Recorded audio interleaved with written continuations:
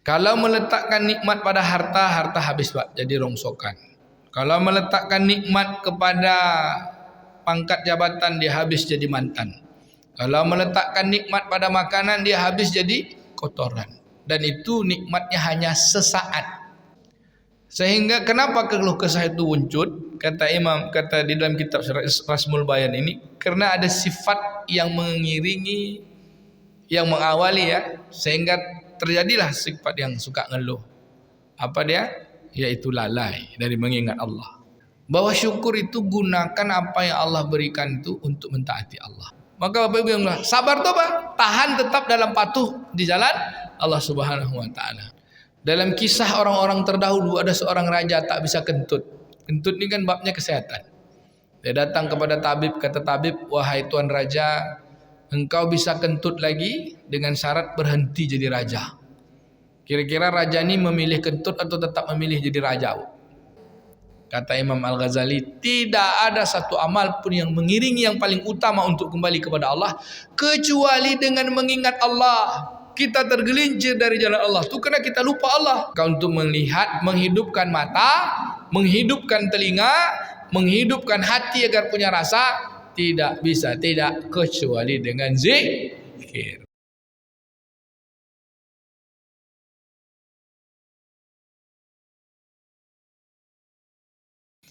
Puji syukur kepada Allah Subhanahu wa taala menjadi bagian terbaik dari setiap majlis, dari setiap doa. Nabi katakan afdalu zikri, itulah dia kalimat alhamdulillahirabbil alamin. Segala puji bagi Allah yang mengatur semua yang di alam ini. Pagi ini Allah atur kita menjadi orang baik di antara hamba-hambanya yang baik. Mudah-mudahan kebaikan ini menjadi bekal amal kemudian. Selanjutnya bersalawat dan bersalam kita pada baginda Nabi sallallahu alaihi wasallam. Karena yang paling baik di dunia ini, di atas alam semesta ini adalah Rasulullah SAW. Tidaklah sempurna satu kebaikan kecuali melalui baginda Nabi sallallahu alaihi wasallam. Tak ada satu kebaikan pun yang diterima kecuali sebab berwasilah kepada Nabi sallallahu alaihi wasallam. Karena dia adalah rahmat bagi sekalian alam. Apa kata Allah? A'udzubillahi minasyaitonirrajim. Bismillahirrahmanirrahim. Qul in kuntum tuhibbunallaha fattabi'uni yuhibbukumullahu wa yaghfir lakum dzunubakum. Wallahu ghafurur rahim. Katakanlah, jika kalian mencintai Allah, maka ikutilah Muhammad, ikutilah aku. Niscaya kalian dicintai Allah, dosa-dosa kalian diampunkan dan dimaafkan. Sungguhnya Allah Maha Pengasih lagi, Maha Pengampun lagi, Maha Pengasih penyayang. Kita berwasilah kepadanya dengan ucapan penghormatan, karena Allah juga menghormatinya. Innallaha wa malaikatahu yusalluna 'alan nabi. Ya ayyuhalladzina amanu sallu alaihi wa sallimu taslima. Sungguhnya Allah dan para malaikat berselawat, memberi penghormatan, memuji Nabi. Hai orang-orang beriman, berilah penghormatan, pujilah, salawat bahasa Arab, dan bersalamlah kepada dia dengan penuh penghormatan. Kita baca salawatnya. Allahumma salli ala Sayyidina Muhammad wa ala ali Sayyidina Muhammad. Assalamualaikum ya Rasulullah. Kata Nabi, man shalla alaihi salatan, siapa yang bersalawat padaku sekali, Pak, Allah bersalawat padanya 10 kali. Allah bersalawat 10 kali. Siapa yang bersalawat 10 kali tentu 100 kali. Salawat 100 kali tentu 1000 kali. Dalam riwayat yang lain, siapa yang bersalawat kepadaku 1000 kali setiap hari, tidakkanlah Allah matikan sebelum sampai beritanya bahwa ia menjadi penduduk surga. Belum dimatikan lagi kecuali Allah kabarkan kepadanya berita dia menjadi penduduk surga. Kata para ulama, sebelum kita meninggal dunia, Allah kirim utusan mengabarkan, ha ya gulam, anak manusia. Dia bilang, Zulkarnain, kata, ini sampai berita yang dia akan sampai kepadamu. Haza manzilatuk, ini tempat kamu nanti. Barulah datang malaikat Israel mencabut nyawa kita. Mudah-mudahan lisan kita senantiasa basah berselawat memuji Nabi sallallahu alaihi wasallam. Amin. Bapak Ibu yang dimuliakan Allah, kita lanjut bab berikutnya, yaitu masih bagian dari sifat-sifatul insan, sifat-sifat manusia. Yang pertama ada sifat muflih kan, yang kedua ada sifat khatib, yaitu sifat-sifat buruk. Sifat khaib, yang pertama sifat muflih, yang kedua sifat khaib, sifat-sifat buruk. Karena kecenderungan manusia pada surah Asy-Syams yang kita baca bulan lalu sebelumnya, Allah katakan a'udzubillahi minasyaitonir rajim wa nafsi wa ma sawwaha, dan demi disempurnakan jiwa manusia itu potensi pertamanya adalah jahat. Fa'alhamaha fujuraha, padanya diilhamkan jadi pembangkang jahat. Wa alhamaha fujuraha wa taqwaha, dan diilhamkan pula jadi taat. Dari sifat-sifat jahatnya, kemarin kita sudah bahas, pertama manusia itu ajula. Innal insana khaluqa halu'a, sesungguhnya manusia itu diciptakan dalam keadaan suka kecenderungannya tergesa-gesa.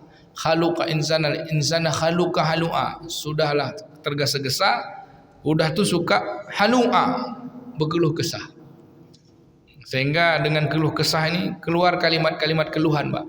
Onde, aduh, ya Pak. Itu kalimat kesahan tu kan. Berapa kali kita sehari menyebut kata onde, aduh, Pak. Apa nak bilang Allahu Akbar, kita astagfirullah subhanallah. Onde, aduh, nde, gitu. Ini kalimat umum. Ada di sekolah kami. Ketemu bapak tu. Apa kabar, Pak? Aduh. Aduh dulu, Pak. Sampai-sampai digelari bapak aduh. Udah jumpa sama bapak aduh tadi. Kalimat yang sering keluar tu aduh. Bapak Ibu yang dimuliakan Allah Ta'ala, ini keluh kesah ni. Sehingga kenapa keluh kesah itu muncul? Kata di dalam kitab Rasmul Bayan ini, karena ada sifat yang mengiringi, yang mengawali ya, sehingga terjadilah sifat yang suka ngeluh. Apa dia? Yaitu lalai dari mengingat Allah. Kenapa lalai mengingat Allah? Karena sibuk dengan dunia, menjauhkan dirinya dari Allah Subhanahu wa taala. Sehingga wujudlah sifat yang tadi itu. Keluh kesah, tergesa-gesa, takut segala sesuatu, seolah-olah tak ada lagi peluang dan sebagainya. Akhirnya mewujudkan sifat-sifat apa? Terlampau batas, kemudian pelit, kemudian ingkar, kemudian pembantah. Pembantah. Suka bantah-bantah. Kemudian menganiaya, dan itulah sifat awalnya karena jahil, bodoh, tak mau belajar, tak mau mengenal Allah Subhanahu wa taala. Bapak Ibu yang dimuliakan Allah Taala, maka para ulama dalam kitab ini dari Rasmul Bayan ini, maka untuk obat dari sifat-sifat ini adalah bagaimana kita lepas dari kelalaian, yaitu mengembalikan semua yang kita keluh kesahkan itu, mengembalikan sifat-sifat yang tergesa-gesa itu kepada ketenangan. Tak bisa dia Pak kalau tergesa-gesa, dibawa tergesa-gesa. Tak bisa kalau kita dalam keadaan berkeluh kesah, dibawa juga terus berkeluh kesah. Onde, tambah banyak. Kepada siapa kita berkeluh kesah? Tak ada kan? Tak ada berujung. Akhirnya stres, depresi dan sebagainya. Bapak Ibu yang dimuliakan Allah Ta'ala, maka kata Imam Al-Ghazali, tidak ada satu keluh kesah pun, tak ada satu pun jiwa-jiwa manusia yang tergesa-gesa, buruk sangka, kemudian rakus, ya, tasbak, kecuali menyandarkannya kepada Allah Subhanahu wa taala. Jadi berubah kata aduh jadi kalimat la haula wala quwata illa billah. Berubahlah kalimat onde jadi kalimat astaghfirullah. Bapak Ibu, onde-onde itu enak, Pak. Ada sejarah katanya, Pak. Sumatera Barat dengan apa namanya? Dengan Melayu Riau ini kan ada Melayu tu Melayu kedatuan, satu lagi Melayu dengan bukan kedatuan, dengan raja-raja. Raja-raja tu kan daerah kita Indragiri, pesisir. Kalau ada kedatuan tu kan Melayu Sumatera Barat, Melayu Kuansing, ya, datuk. Jadi makanan khas di daerah datuk ni salah lauk. Makanan khas di daerah raja-raja ni buah Melaka. Jadi ketika saudara-saudara datang dari Sumatera Barat, dari negeri Minang ke negeri Raja-Raja, dari kedatuan, dikasih hidang buah Melaka. Rupanya orang Sumatera Barat, orang Minang ni tak tahu buah Melaka tu adalah sama dengan selalaut. Dikiranya sama selalaut, digigitnya selalaut. Buah Melaka itu meletus gula ya, kena bajunya. Semenjak itulah buah Melaka berubah jadi onde-onde. Itu katanya gitu Pak secara itu kan. Ini untuk ice breaking ya bagi dia. Ya kan mengeluh dia ini. Karena di daerah Melayu tak terkenal, tak tahu itu buah Melaka. Hanya Bapak Tengku, tak tahu itu onde-onde. Tahunya buah Melaka, rupanya buah Melaka tuh onde-onde. Dulu bahasanya tak onde-onde. Kalau di Kuansing, Timilahan tuh, karena buah Melaka gitu. Kalau orang Jawa nyebut klepon. Jadi karena orang Sumatera Barat biasa salah lauk, Pak, digigitnya meletus gula ya itu deh. Onde. Sejak itulah. Itu kalimat aduh juga tuh. Apa dia berkeluh kesah karena kena gula. Balik kita ke kaji. Bapak Ibu yang dimuliakan Allah Ta'ala, maka untuk menghilangkan sifat ajula, haluqa, ini kan sifat haluk, ajula, haluqa, ghafila, kemudian taghiya, kemudian qatura, kemudian kafura, kemudian jadala, kemudian jahula, kemudian zaluma, menganiaya. Tidak bisa tidak kita harus mengambil sifat-sifat baik. Sifat-sifat baik itu ya pertama adalah bagaimana kita berjalan di atas dunia ini, yaitu hamba dengan tetap di atas jalan Allah. Itu disebut dengan taubat. Yang menghadirkan sifat pertama dari orang-orang bertaubat ini dua. Yang pertama adalah syukur, yang kedua adalah sabar. Kita sudah bahas dulu syukur dan sabar. Tapi pagi ini bagaimana kita upaya menghidupkan sifat syukur dan sabar agar tidak muncul juga tapi cepat diredam Pak. Ajula wa khaluqa, halu'a dan ajula, berkeluh kesah dan tergesa-gesa. Sabar, syukur dan sabar. Kata Nabi SAW, ajibul likulli amril mu'minin. Ajaib sekali urusan orang-orang beriman. Apa ajaibnya Pak? Ajaib ini bahasa kita ya, dahsyat. Dahsyat itu tak ada yang lebih dahsyat kecuali sesuatu dapat pahala. Kalau dapat duit 100 dinar dibanding dapat pahala 10 kebaikan untuk bekal di akhirat, mana bagus sedindah? Kata Anas bin Malik, aku lebih suka satu kalimat subhanallah wa bihamdi subhanallahil azim ketimbang uang 1000 dinar. Uang 1000 dinar 600 juta sekarang. Kenapa lebih suka Anas bin Malik? Karena uang itu habis dibelanjakan, dipakai, digunakan. Sedangkan kalimat-kalimat zikir menyandarkan urusan kita kepada Allah, dia kekal sebagai amal, simpanan, hasanah, ada nilai untuk kita berjumpa dengan Allah. Dia yang satu kekal, yang satu lagi, yang satu baqa, yang satu fana. Maka membandingkan keinginan kita terhadap fana dan baqa, tentu yang baqa jauh lebih. Itulah yang sebenar-benarnya keinginan kita. Baik Bapak Ibu yang dimuliakan Allah SWT, apa itu syukur? Kata Syekh Dr. Yusuf Qaradawi dalam kitab Ma Makna Syukur, ada kitab jauh juga ditulis oleh Imam Hasan al-Banna, juga ditulis oleh Imam Al-Ghazali ya, kitab-kitab klasik, bahwa syukur itu gunakan apa yang Allah berikan itu untuk mentaati Allah.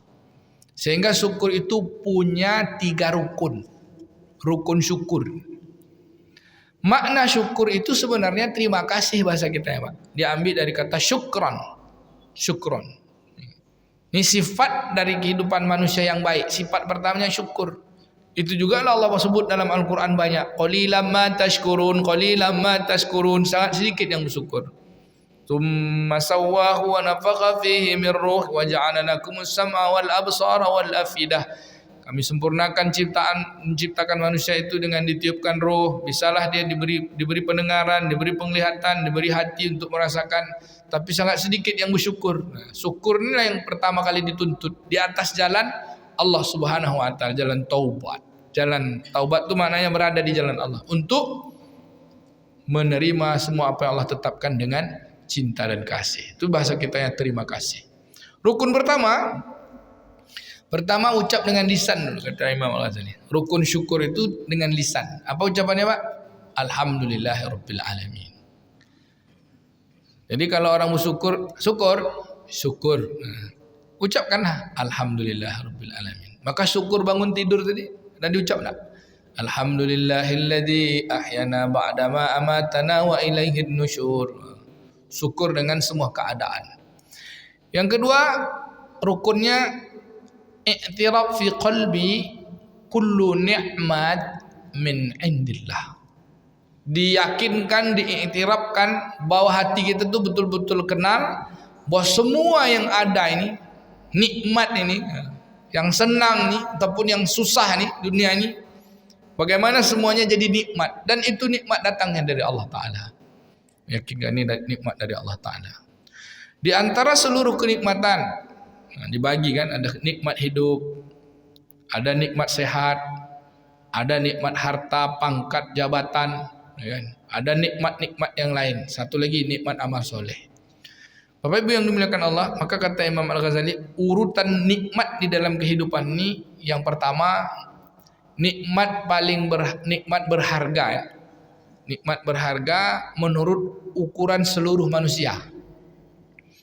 Kalau meletakkan nikmat pada harta, harta habis Pak, jadi rongsokan. Kalau meletakkan nikmat kepada pangkat jabatan, dia habis jadi mantan. Kalau meletakkan nikmat pada makanan, dia habis jadi kotoran. Dan itu nikmatnya hanya sesaat. Dan dia tak termasuk nikmat prioritas. Tapi kebanyakan karena kita tergesa-gesa, karena kita ajula, karena kita khanu'a, maka nikmat-nikmat itu lebih diutamakan.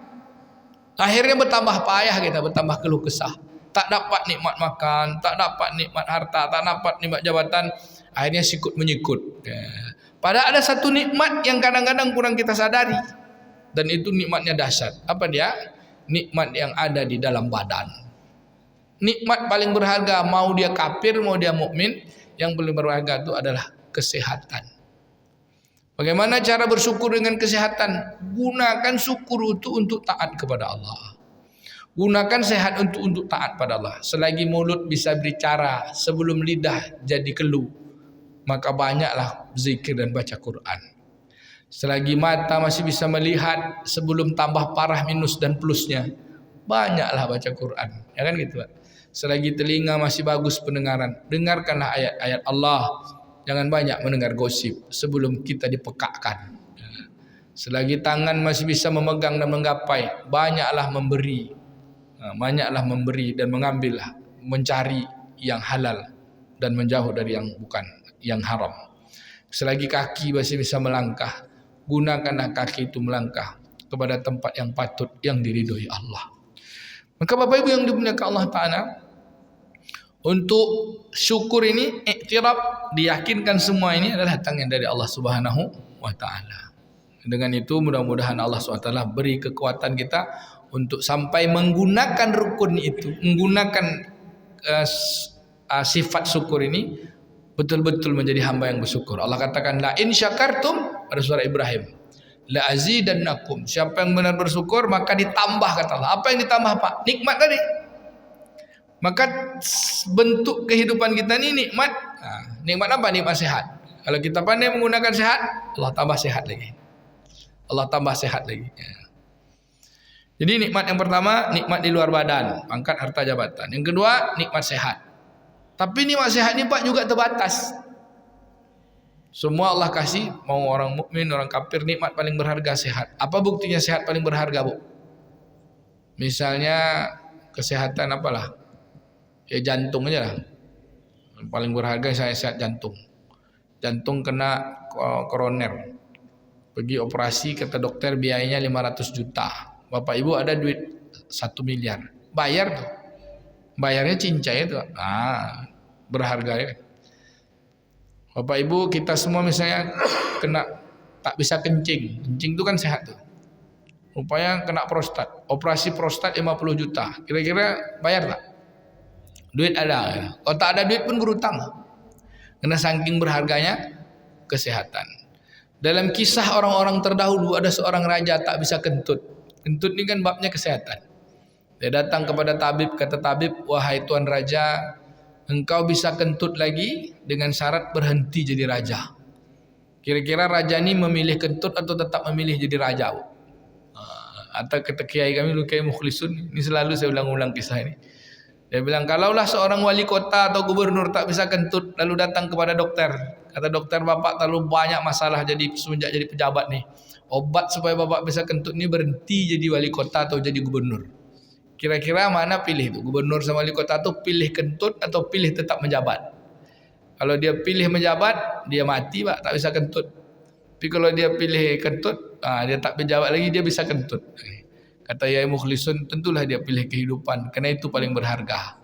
Tak bisa juga, kalau dia mati taklah jadi wali kota lagi. Jadi lebih berharga kentut bu, ketimbang jabatan. Kenapa itu? Karena jabatan itu kan di luar badan.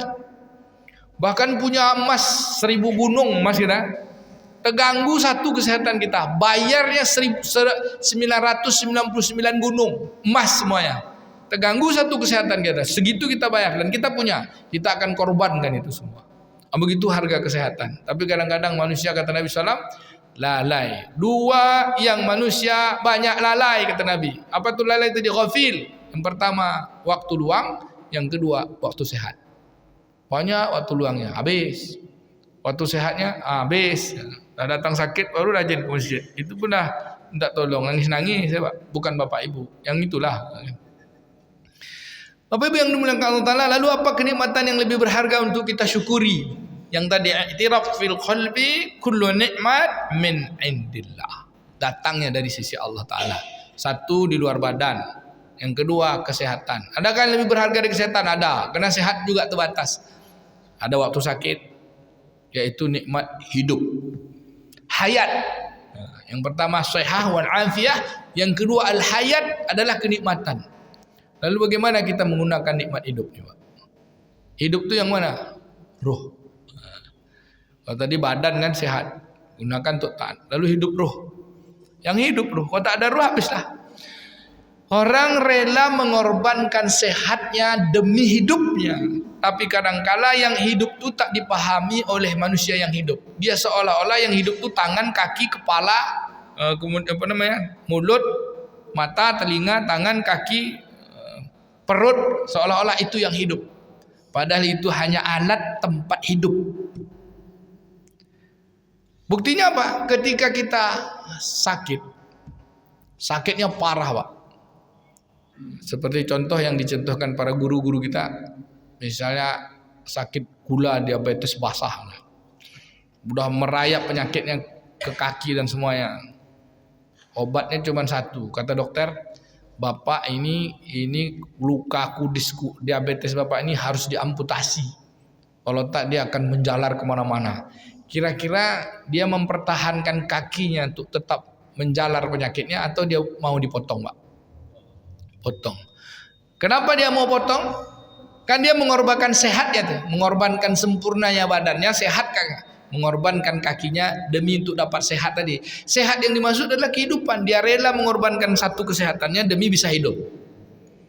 Bahkan kata Yai, kalaulah matanya satu yang kena kanker itu disuruh cungkil, dia akan ikhlas tuh mencabut matanya. Yang penting bisa hidup. Begitu harga hidup. Tapi hidup juga terbatas Pak. Nah, bisa nak hidup selama-lamanya? Tidak bisa. Maka mensyukuri nikmat hidupnya apa? Kepada yang hidup.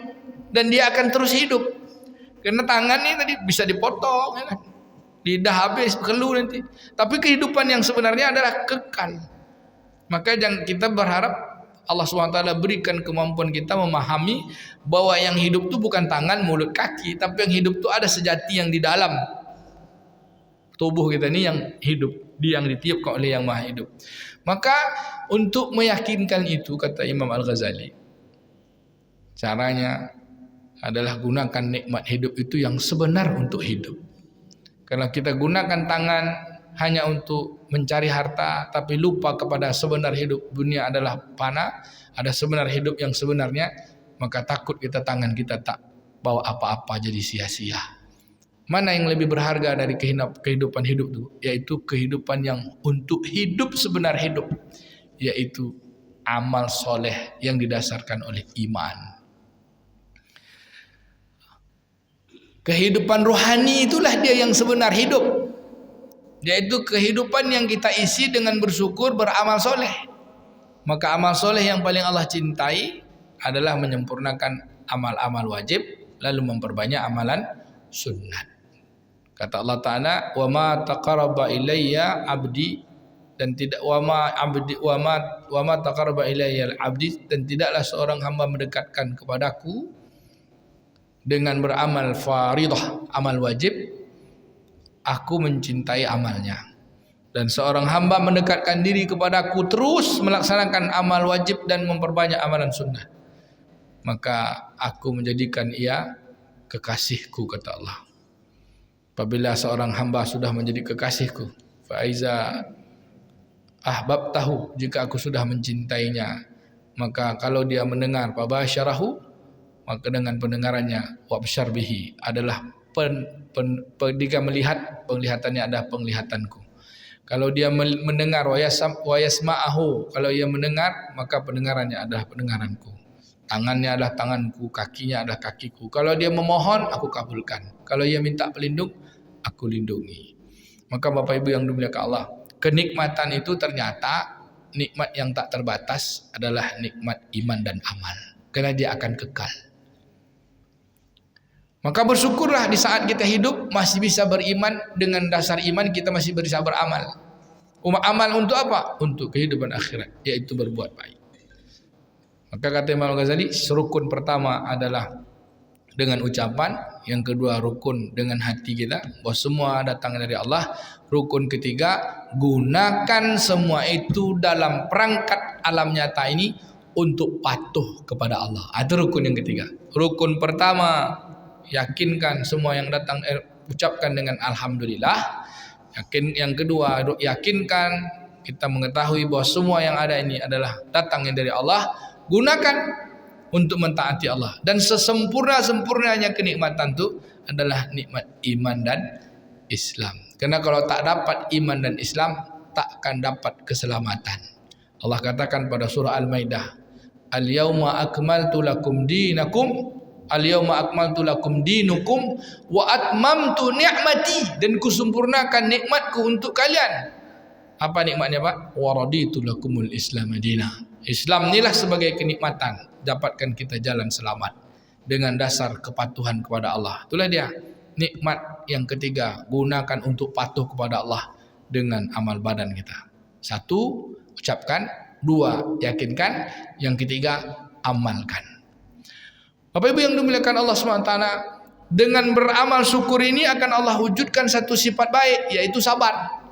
Apa itu sabar? Jangan pernah berubah taatnya kepada Allah, baik dalam keadaan dapat nikmat, baik dalam keadaan sulit, baik dalam keadaan payah, agar kita semua dapat nikmat.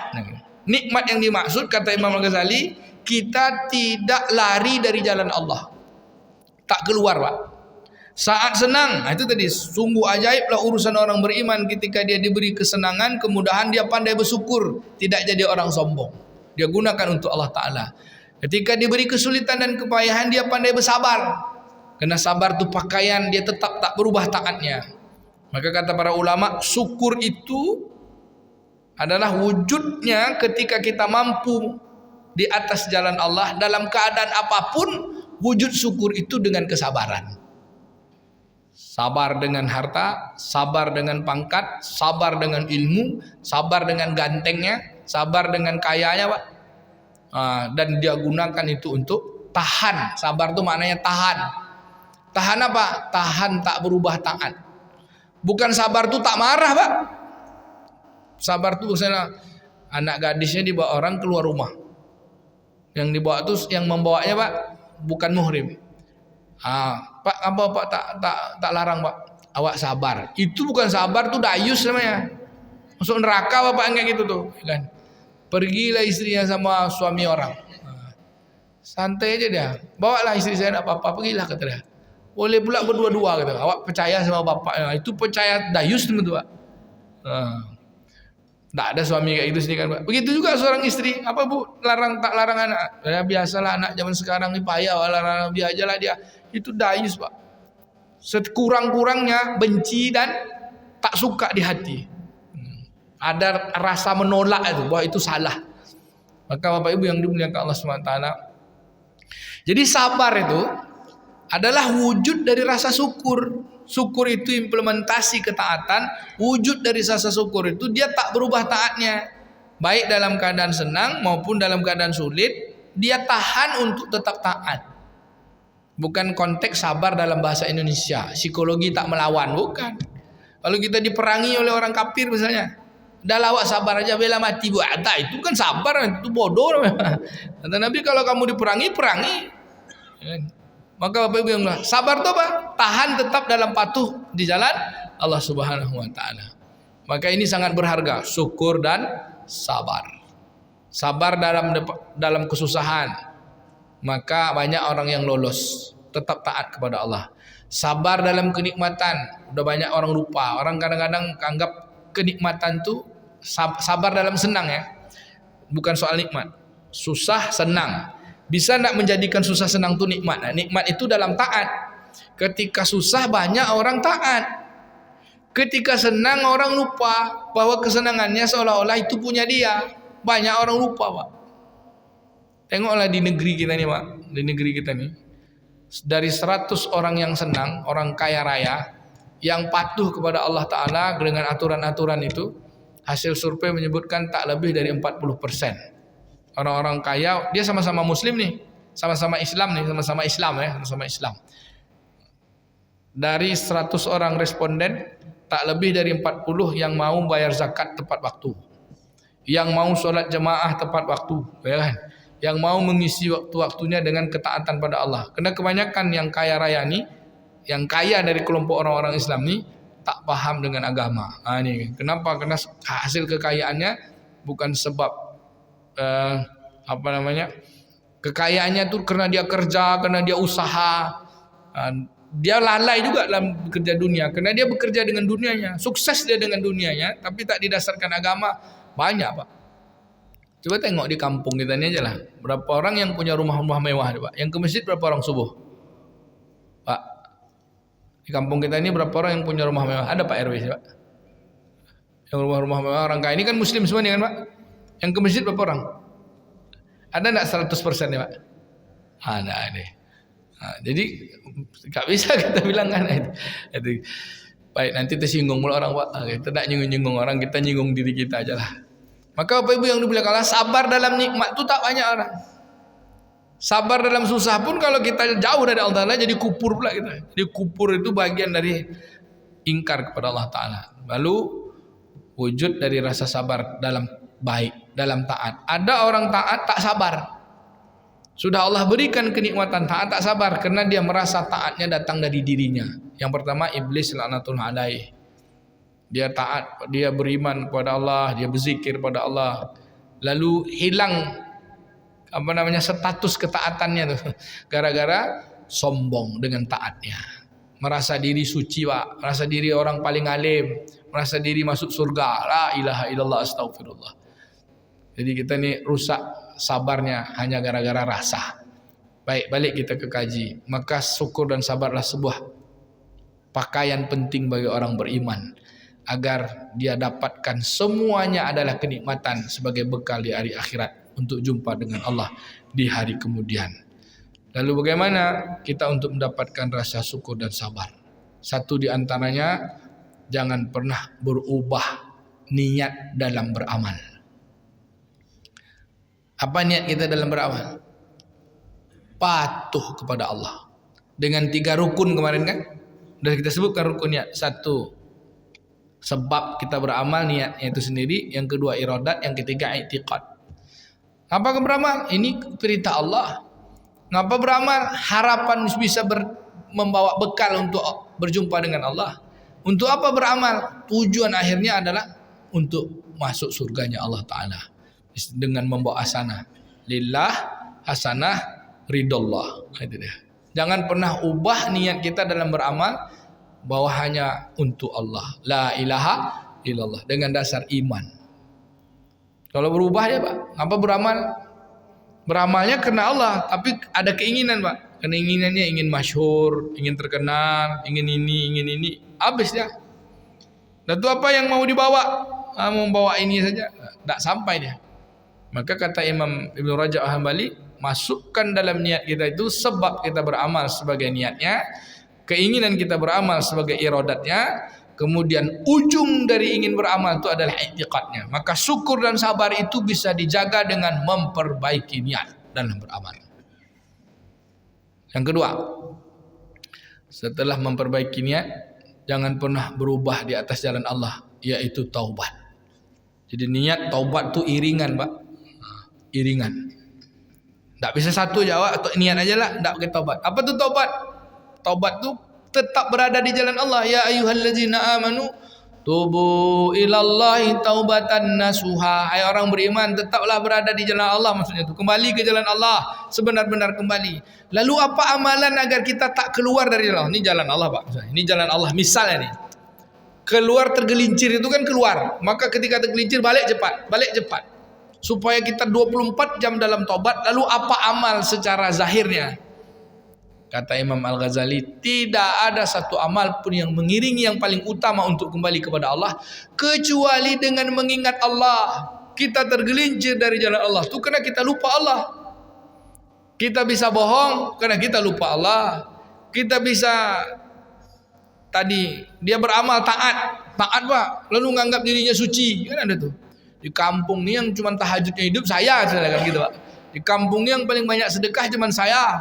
Selagi jadi berceramah maksudnya atau jadi imam, awak ni lah yang paling betul lah kan gitu. Keluar rasa-rasa seperti itu, kenapa? Karena saat beramal tu lupa kepada Allah. Ada seorang sahabat datang pada Nabi, ya Rasulullah, siapa orang yang paling hebat amalnya? Kata Nabi, orang yang berzikir. Berzikir, kata Nabi. Bagaimana orang yang berjihad? Bagaimana orang yang berzakat? Bagaimana orang yang puasa, kata beliau. Kata sahabat ni, kata Nabi, yang hebat tu orang berjihad berzikir pada Allah, orang yang puasa berzikir kepada Allah, orang yang berzakat berzikir kepada Allah. Berarti, Pak, implikasinya ini ada orang berzakat tak berzikir kepada Allah. Kan gitu jadinya. Ada orang yang berjihad tak zikir kepada Allah. Ada orang yang puasa tak berzikir kepada Allah. Maka Nabi sebut puasanya cuma dapat haus dan lapar. Apalagi solatnya cuma dapat capeknya aja, ya kan? Man kam min qa'imin laisa lahu min qiyami illa sahar. Banyak orang yang solat tahajud, solat tapi cuma dapat capek aja. Banyak orang yang puasa cuma dapat haus dan lapar saja. Banyak orang yang berjihad, ternyata jihadnya menjadikan bukan matinya jadi syahid, tapi malah dia matinya karena ingin jadi pahlawan. Nauzubillah. Kenapa? Karena dasar amal kita tak dialas dengan zikir. Ternyata orang beriman itu tak lepas dari zikir. Ada orang dengan badannya seolah muslim. Ada orang dengan badannya dia Islam, dengan badannya muslim. Tapi ternyata hatinya tak mukmin. Hatinya munafik. Hatinya fasik. Mana Pak yang orang beramal dengan badannya muslim tapi dia munafik? Dia solat tapi tak beramal dengan hatinya. Orang munafik, Pak. Kata Nabi, contoh orang munafik itu mudah aja. Bagi kita contohnya mudah. Inna asqala 'alal munafiqin surat al-Isya wa salatul Fajr. Kalau mau tahu orang munafik itu paling berat solat Isya dengan solat subuh. Berarti tak ada sekarang nih, Pak. Ya kan? Solat yang paling berat bagi orang munafik adalah solat Isya dan solat subuh. Kalaulah kalian tahu pahala solat Isya dan solat subuh, kalian datang merangkak. Jadi di antara banyak orang di kampung kita ini, Pak, yang tak ke masjid subuh ini, kira-kira boleh tak sebut orang munafik, Pak? Berhenti Pak ngaji. Diserang langsung masjid ni. Mana Pak Zulham, katalah. Bilang saya. Nah, ini kan ciri, Pak. Ciri. Lalu yang kedua, kata Nabi, pembeda antara orang munafik orang beriman, sama-sama melaksanakan haji umroh juga. Tapi ketika minum zam-zam beda, Pak. Nah, ini dia. Sabarnya tuh bukan karena Allah, syukurnya bukan karena Allah, dia beramal saja. Apa bedanya, Pak? Kalau orang beriman minum zam-zam sampai kenyang, Bu. Sampai kenyang katanya. Sedangkan orang munafik minum itu sekedar aja. Ada ulama yang mensyarahkan kenapa dia sekedar. Orang beriman tahu berkahnya minum zam-zam, sampai kenyang dia dengan doa dan keinginannya. Sedang orang munafik dia tak punya keinginan minum zam-zam tuh. Dia merasa air zam-zam itu tak enak. Kata ulama gini, air zam-zam itu kan payau, bikin dia mual. Jadi kalau ada bapak ibu minum air zam-zam mual, berarti ada ciri munafik tuh. Ini jelas, Pak, riwayatnya dalam kitab haji dan umrah itu disebutkan orang munafik itu minum sekedar aja. Dia pergi haji, dia pergi umrah, amal badannya muslim, tapi amal hatinya tak mukmin. Kenapa? Maaf, orang-orang munafik tak ada zikir, Pak. Mana ada zikir? Kalau berzikir tentulah dia mengingat Allah. Kalau dia mengingat Allah tentulah kepatuhannya kepada Allah. Dia patuh beramal karena ingin disebut di depan manusia. Di depan Rasulullah dia puji-puji Rasulullah, di belakang Rasulullah dia caci-caci Rasulullah. Itu kelompok orang-orang munafik. Nauzubillah. Bapak Ibu yang dimuliakan Allah Ta'ala. Maka untuk melahirkan sifat sabar dan syukur ini jangan pernah berubah niat dan jangan pernah berubah di atas jalan taubat, dan taubat itu iringi dengan zikir. Tak ada amal yang kita tetap bisa bertahan di jalan Allah kecuali zikir. Apa zikirnya? Tentu zikir pertama taubat itu istighfar cepat. Astaghfirullah wa atubu ilaih. Ampun aku ya Allah, aku balik lagi ke jalanmu. Coba Bapak Ibu sama-sama. Astaghfirullahalazim allazi la ilaha illa huwal hayyul qayyum wa atubu ilaih. Astaghfirullahalazim allazi la ilaha illa huwal hayyul qayyum wa atubu ilaih. Astaghfirullahalazim allazi la ilaha illa huwal hayyul qayyum wa atubu ilaih. Kira-kira orang munafik beristighfar tak, Pak? Kira-kira, Pak? Tak ada kayaknya. Kalau dia istighfar taklah jadi munafik. Bapak Ibu yang dimuliakan Allah Subhanahu wa taala, ini kalimat-kalimat zikir. Lalu apa puji Allah Ta'ala? Subhanallah walhamdulillah wala ilaha illallah Allahu akbar. Semua sesuatu mengingatkan kita kepada Allah sehingga kita terjaga. Bahasa Minangnya tajago. Bahasa kampung Pak Ayanda Darwis itu tajago. Tajago itu mata terbuka, hati terasa. Ini tak boleh, ini boleh. Ini tak boleh, ini boleh gitu. Karena orang melek matanya, sedang matanya terbuka kan tahu dia. Telinganya dengar tahu dia. Apalagi kalau hatinya sudah hidup merasakan, insya Allah tahu. Maka untuk melihat, menghidupkan mata, menghidupkan telinga, menghidupkan hati agar punya rasa, tidak bisa tidak kecuali dengan zikir. Baik, yang ketiga. Kata Imam di dalam kitab Rishmul Bayan ini, jangan lupa meminta, karena sifat syukur dan sabar itu datangnya dari Allah Subhanahu wa taala. Maka mintalah dalam doa. Di antara doanya, Pak, ini dia. Doa ini selalu dibaca oleh Ustaz Nasir.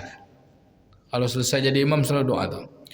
Allahumma ja'alni syakura waj'alni sabura waj'alni fi a'naya saghira wa fi a'yunin nasi kabira. Boleh Pak sama-sama? Allahumma ja'alni syakura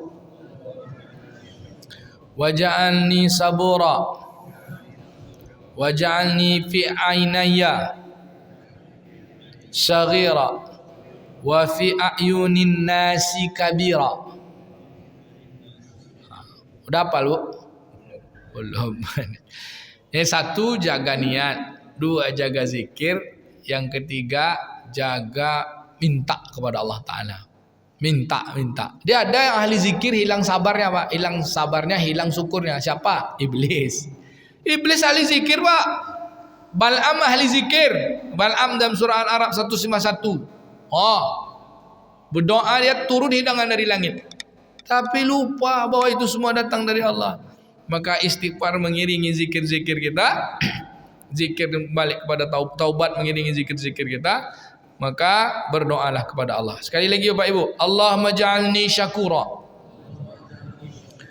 waj'alni sabura waj'alni fi aynaya saghira wa fi a'yunin nasi kabira. Ayah anda hafal lah. Ayah anda Khairul Saleh hafal? Belum. Nanti silakan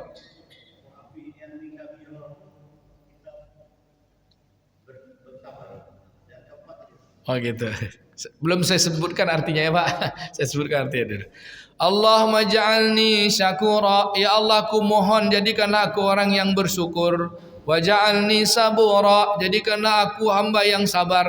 Wa ja'alni fi aynayya saghira. Jadikan aku orang yang kecil dalam pandanganku sendiri. Aku ni menurut aku kecil, tawaduk, rendah hati. Lalu wa fi a'yunin nasi kabira, dan jadikanlah aku dalam pandangan manusia bagi orang lain aku besar.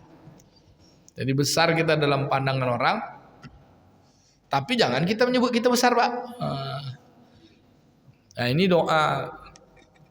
Itu yang Bapak tanya tadi, a'yunin nasi kabira, itu maknanya ya Allah beri aku dalam pandangan manusia aku dihormati segan orang. Tapi bagi diri aku, bukan aku minta dihormati. Kita biasa-biasa aja. Allahumma ja'alni syakura waj'alni sabura waj'alni fi ainayya saghira wa fi a'yunin nasi kabira. Doa yang pekan lalu, Bu, apa lo? Doa menghilangkan rasa tergesa-gesa karena ada sifat marah semua itu. Ajula dan doa itu kan kena emosi kendalinya. Doanya baru saya kirim tadi. Allahumma ighfir li zambi wa azhib ghaiza qalbi wa ajirni minas syaitani. Ya Allah, ampunilah dosa-dosaku. Ya Allah, redamlah marah di hatiku, dan ya Allah, jauhkanlah aku dari kejahatan syaitan. Ini dah tambah banyak ngapal doa ni, Pak. Ya, Pak. Doa ini dihafal untuk minta kepada Allah SWT. Tapi bukan dihafal, diamal. Kalau diamal nanti dia jalan sendiri dia. Sampai sini Bapak Ibu, mudah-mudahan kita memiliki sifat-sifat mulia agar Allah jauhkan kita dari sifat-sifat tercela. Sifat mulia syukur dan sabar akan melahirkan sifat tawadu, qanaah, sifat ikhlas, ridho. InsyaAllah kita menjadi hamba-hamba yang dimasukkan ke dalam surga. Amin ya rabbal alamin. Sifat-sifat buruk, hasad, dengki, marah, dendam, benci, dan adik-beradiknya itu, mudah-mudahan Allah tak jauhkan dari kita. Untuk itu kita lanjutkan pekan berikutnya dengan amalan sempurnanya ibadah seorang insan.